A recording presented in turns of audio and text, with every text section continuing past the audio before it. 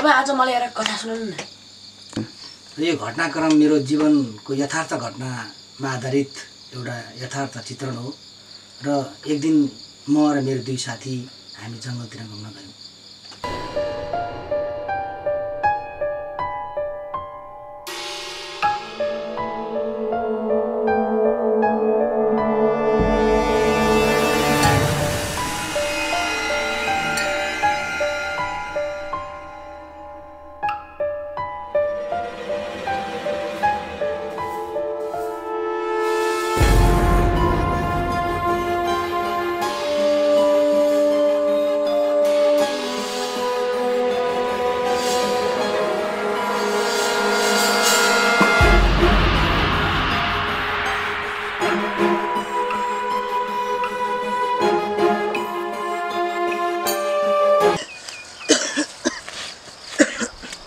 नानी बाबुहरू कहाँ हिँड्दा गरे? आज हामीले एउटा घुम्ने ठाउँ यहाँ डाँडामा छ भने सुनेको थियौँ, अनि त्यही हामीहरू घुम्न। होइन बाबुहरू, यतातिर नजाऊ, यहाँ तिमीहरूको जानलाई पनि खतरा हुनसक्छ। होइन यो बाजेले के भन्छ? यो बाजे कहाँ गयो? गयो होला नि। अन्त गयो होला, अहिले हामी जानुहुन्छ बरु।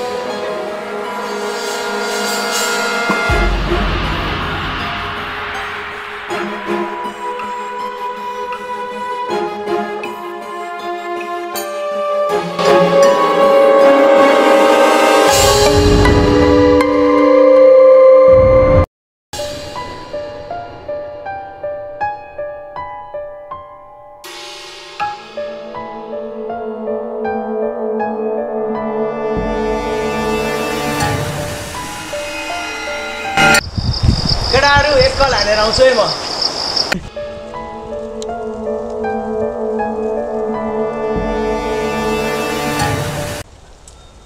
कलै लाग्दैन त हौ। तिमीको लागि कुन ठाउँमा चाहिँ लाग्छ हौ? यता मुनितिर जानुपर्ला हौ, त्यता लाग्छ कि?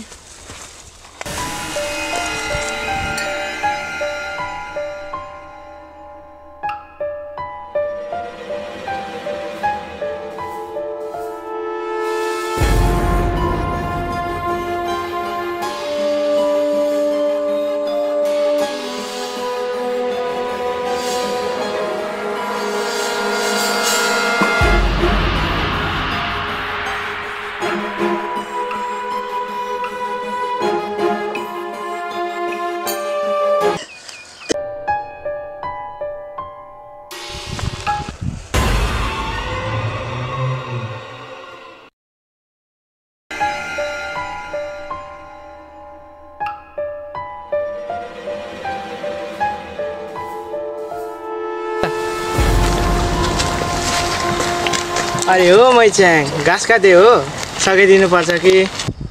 होइन पर्दैन, जानुस् जानुस्। होइन नि मैच्याङ, घाँस काटेर गल्नु होला, सघाउनु पर्छ भने सघाइदिन्छु नि मैच्याङ। होइन पर्दैन, जानुस्। ए ल ल त्यसो भए। अनि मैच्याङको नाम चाहिँ के पर्यो नि? सुशीला हो नि, याद राखिराख्नुहोस्। अनि सुशीलाजी तपाईँको नम्बर?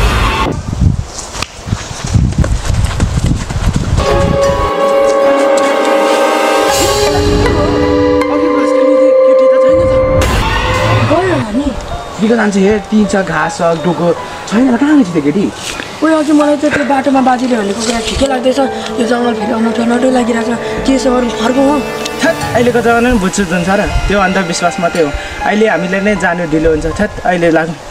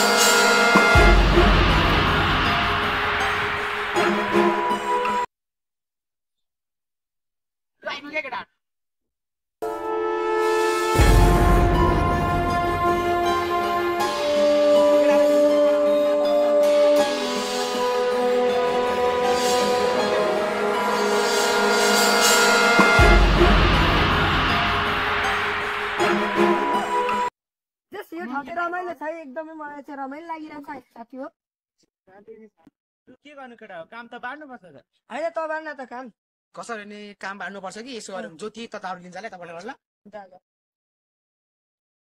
अनि हामी कसो गरौँ भने अब त यहाँ सामान रुम्दै बस कि अझै पानी लिन्छ पानी क्रस गरिहाल्छु ल ल ल ल ल ल ल यहाँ सामान पनि लथालिङै छ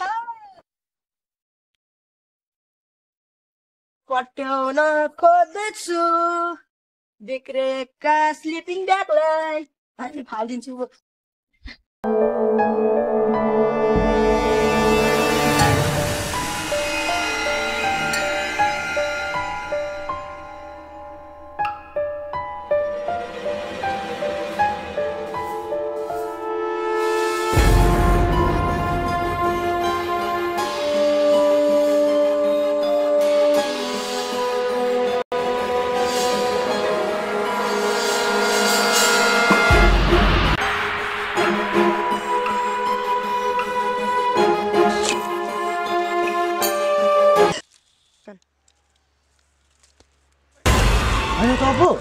होइन त पानी लिनु गएको थिइनस् र किन यहाँ आएको अघि पानी भरेर आएको सन्जक साउनु राखेको सन्जक छैन त होइन त्यो कहाँ गएछ यसो गरौँ दाउराले म दाउरा भेट गर्छु त सन्जक खोज्दिन्छ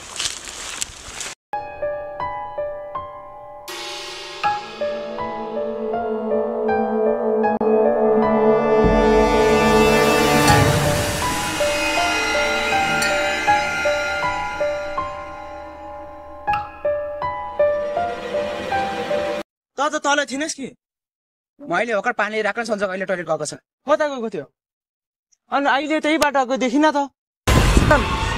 होइन के हुँदैछ आज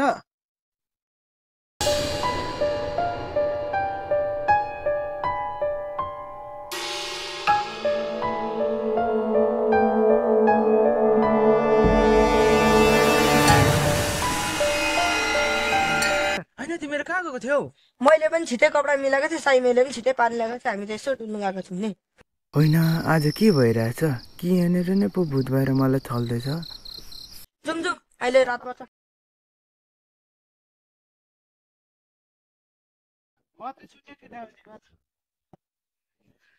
म पनि सुतेको न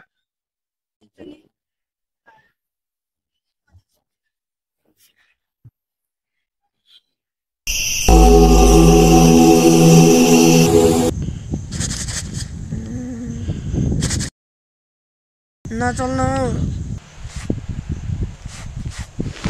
नचल्न हो नचल्ने केटा हो कसलाई चाह तँलाई फेरि तँलाई चाहिँ कसले चलायो जोसुकीले चलाएको छ म चाहिँ सुतेको निन्दा लागेको छ ए म पनि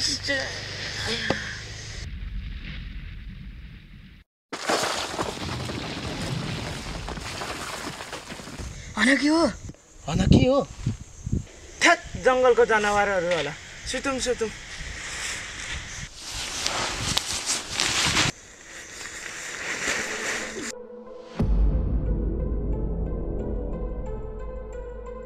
थ्याट अनि डोले होला गएर सुत्नु पर्ला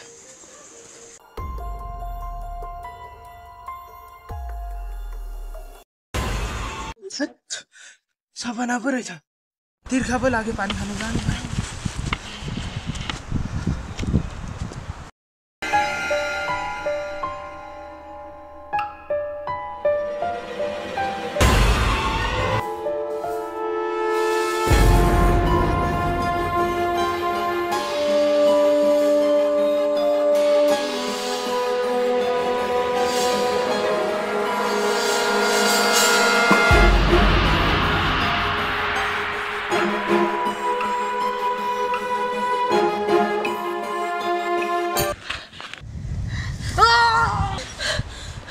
सपना पो रहेछ होइन यो ज्योति कहाँ गएछ ज्योति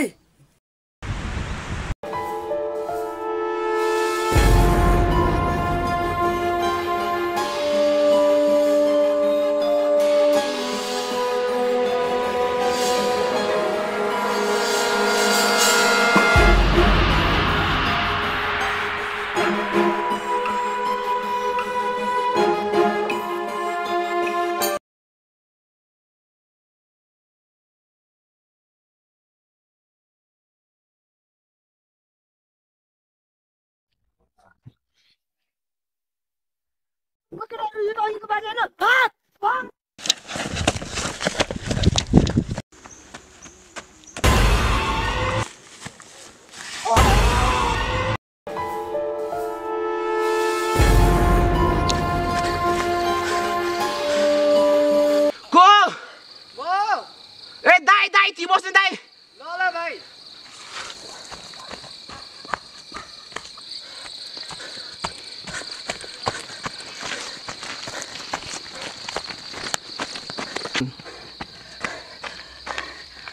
भाइ तिमी को कहाँबाट आएको दाइ दाइ माथि दे दाइ एकछिनको भाइ यहाँ रात पनि परिसक्यो यहाँ बस्नु ठिक पनि हुँदैन ऊ पर मेरो घर छ कि हो त्यहाँनिर गएर गफ गरौँला तिमीसँग माथि के भयो औ मेरो घर जाउँ दाइ भाइ भाइ तिमीसँग चाहिँ माथि के भएको अरे दाइ तपाईँले म तपाईँकै घरको के भन्छु दाइ माथि ल भाइ लु छिटो गर त लु रात परिसक्यो यहाँनिर यहाँ धेरै बेर बस्नु हुँदैन किन लु लु भाइ खाना पानी भयो होइन हुन्छ दाइ लु भाइ अब गलेको छ होला सुत्ने कोठातिर लागौँ ल हुन्छ दाइ मेरो विचार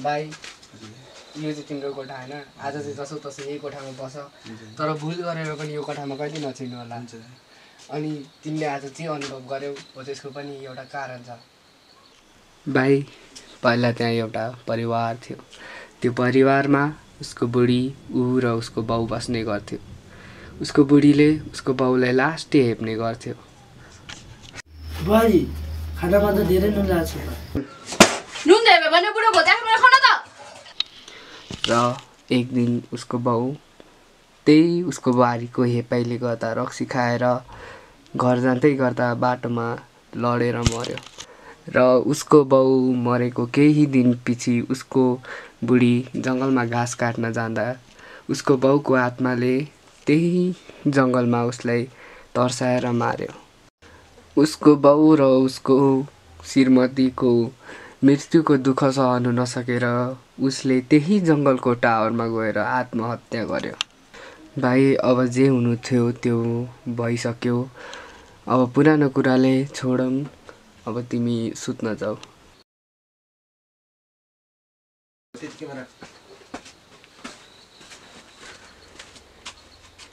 होइन दाइलाई त्यो रुममा नजानु भनेको के छ यो रुममा